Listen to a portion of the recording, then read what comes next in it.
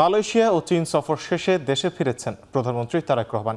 রাত 8:45টার দিকে হযরত শাহজালাল আন্তর্জাতিক বিমানবন্দরে পৌঁছায় প্রধানমন্ত্রীকে বহনকারী ফ্লাইট। এই বিষয়ে বিস্তারিত জানাতে বিমানবন্দর থেকে সরাসরি যুক্ত হচ্ছেন সহকর্মী সানি মৃধা। মৃধা, প্রধানমন্ত্রীর সফরের বিস্তারিত জানাবেন। এ বিষয়ে বিমানবন্দরে কোনো ব্রিফ হবে কিনা? তারেক, এই মুহূর্তে এখন পর্যন্ত আমার কাছে ব্রিফ হওয়া নিয়ে কোনো তথ্য আমার কাছে নেই। তবে আমি আপনাকে যে তথ্য দিতে পারি সেটা হচ্ছে যে সন্ধ্যা 7:47 চায়না সাউদার্ন এয়ারলাইন্সের ফ্লাইটে তিনি এখানে অবতরণ করেন। এর আগে বিকেল 4:15টার দিকে কিন্তু সেই চায়না সাউদার্ন ফ্লাইটে তিনি ওঠেন এবং সেখানে চায়না থেকে সরাসরি কিন্তু তিনি এই বাংলাদেশের ঢাকা আন্তর্জাতিক বিমানবন্দরে তিনি কিন্তু অবতরণ করেন। পুরো বিষয়টা যদি বলি, তিনি প্রধানমন্ত্রী হওয়ার পর বিএনপি ক্ষমতা আসার পর প্রথম রাষ্ট্রীয় সফর ছিল এটি এবং চায়নাতে 4 দিনের সফর শেষে তিনি কিন্তু আজ দেশে ফিরছেন এবং তাকে বরণ করে নিতে এরই মধ্যে আমরা দেখেছি বিএনপি মহাসচিব মির্জা ফখরুল ইসলাম সহ বিএনপির চিফ হুইপ সহ থেকে শুরু করে দলের অনেক অন্য নেতাকর্মীরাও কিন্তু তাকে বরণ করে নিতে বা দলীয় যারা মন্ত্রী রয়েছেন তারাও কিন্তু তাকে বরণ করে নিতে এরই মধ্যে এই বিমানবন্দরে এসে পৌঁছেছেন এবং এরই মধ্যে তিনি অবতরণও করে ফেলেছেন। সেক্ষেত্রে আর তো কিছুক্ষণের মধ্যেই তিনি এখান থেকে বের হয়ে যাওয়ার সম্ভাবনা রয়েছে।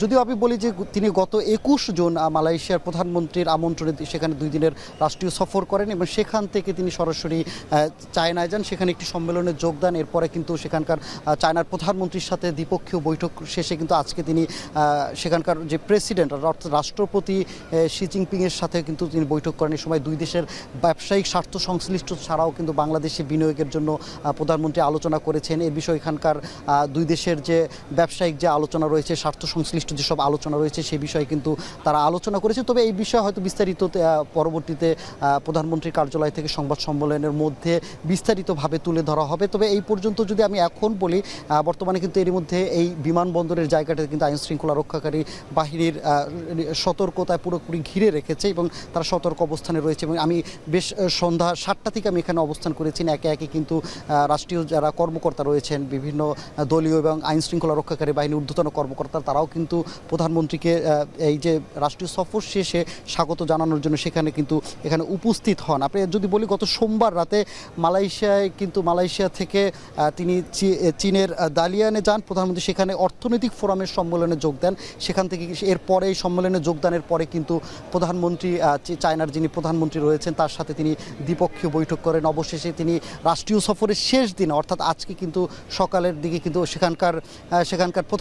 সেখানকার রাষ্ট্রপতির সাথে শি জিনপিংয়ের সাথে তিনি দ্বিপক্ষীয় বৈঠক করেন। এছাড়া চীনের ন্যাশনাল পিপলস কংগ্রেসের স্ট্যান্ডিং কমিটির চেয়ারম্যানের সাথেও কিন্তু তিনি সেই দ্বিপক্ষীয় একটি বৈঠক করেন। যদি আমি বলি যে আজকে সকালে বেইজিংয়ের গ্রেট হল অফ দ্য পিপলসে প্রধানমন্ত্রী ও চীনের প্রেসিডেন্ট শি জিনপিংয়ের মধ্যে দ্বিপক্ষীয় অনুষ্ঠিত হয়।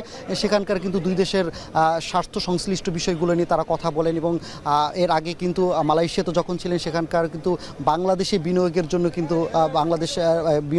কিন্তু তিনি আসলে আহ্বান জানিয়েছেন। এর আগে যদি বলি, আমরা কিন্তু দেখেছি যে বিডার যে চেয়ারম্যান তাকেও কিন্তু আমরা সেখানকার দেখেছি যে বাংলাদেশে বিনিয়োগের বিষয় কিন্তু তাকে কথা বলতে দেখা গিয়েছে।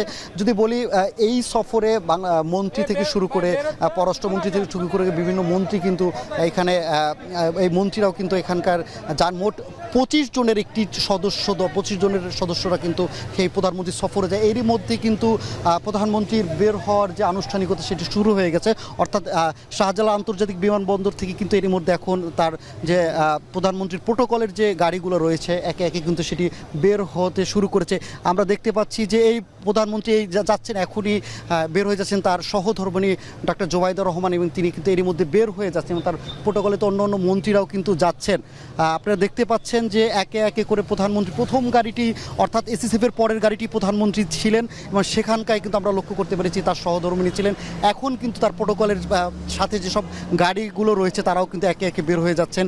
আমরা দেখতে পাচ্ছি এখন সেই মন্ত্রীদের যে গাড়ি, যেসব মন্ত্রী তাদের বরণ করতে নিয়ে এসেছিল সে মন্ত্রী বা বিভিন্ন আইন শৃঙ্খলা রক্ষাকারী আন্তর্জাতিক বাহিনীর ঊর্ধ্বতন কর্মকর্তারাও কিন্তু এর মধ্যে বেরিয়ে গেছেন। অবশেষে কিন্তু প্রধানমন্ত্রীর রাষ্ট্রীয় সফর শেষে বাংলাদেশে অবতরণের পর এই মুহূর্তে কিন্তু এখন কিন্তু প্রধানমন্ত্রী এখান থেকে বের হয়ে গেছেন। মানে আনুষ্ঠানিকতা 6 দিনের মালয়েশিয়া ও চায়নার 6 দিনের রাষ্ট্রীয় সফর শেষে তিনি এখন এর মধ্যে বাংলাদেশে এসেছেন এবং সেই সফর শেষে কোনো ধরনের নামার সাথে অর্থাৎ 7:47-এ নামার পর এখন ঠিক বাজে 8:05 আছে 8:05 হযরত শাহজালাল আন্তর্জাতিক বিমানবন্দরের ভিভিআইপি গেট থেকে তিনি কিন্তু বেরিয়ে এর মধ্যে চলে গেলেন। তবে পুরোপুরি বিষয়টি রাষ্ট্রীয় সফরে কোন কোন বিষয়ে আসলে দুই দেশের মধ্যে কথা হয়েছে, মালয়েশিয়ার সাথে কোন কোন বিষয়ে আসলে বাণিজ্যিক বিষয়, দুই দেশের স্বার্থ সংশ্লিষ্ট কোন কোন বিষয়ে কথা হয়েছে, এই বিষয়ে তো খুব শীঘ্রই প্রধানমন্ত্রীর কার্যালয় থেকে সংবাদ সম্মেলনের মাধ্যমে জানিয়ে দেওয়া হবে। তবে আমি যদি বলি যে এখান থেকে এর আগে কিন্তু গত সোমবারে আমরা যেটা জানি যে প্রথমবারের মতো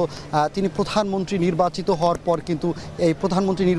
পর কিন্তু তিনি প্রথম কোনো রাষ্ট্রীয় সফরে তিনি যাওয়ার সিদ্ধান্ত নেন। সেটাই কিন্তু একদমই আর কি একদমই প্রথম সফরটাই হয় মালয়েশিয়া থেকে। সেখানের প্রধানমন্ত্রীর আমন্ত্রণে তিনি সেখানে যান এবং সেখানে যাওয়ার পর কিন্তু 2 দিনের সেই সফরে সেখানকার প্রধানমন্ত্রীর সাথে বৈঠক করেন, সেখানে মধ্যাহ্ন ভোজে সেখানে অংশ নেন।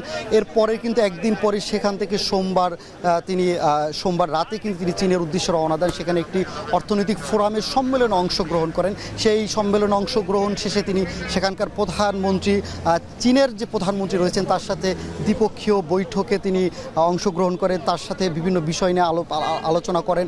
এই আলাপ আলোচনা শেষে কিন্তু তিনি পরবর্তীতে শেষ দিন অর্থাৎ এই মালয়েশিয়া ও চায়না রাষ্ট্রীয় সফরের 6ষ্ঠ দিনে তিনি কিন্তু চীনের প্রেসিডেন্ট শি জিনপিংয়ের সাথে কিন্তু তিনি কথা বলেন।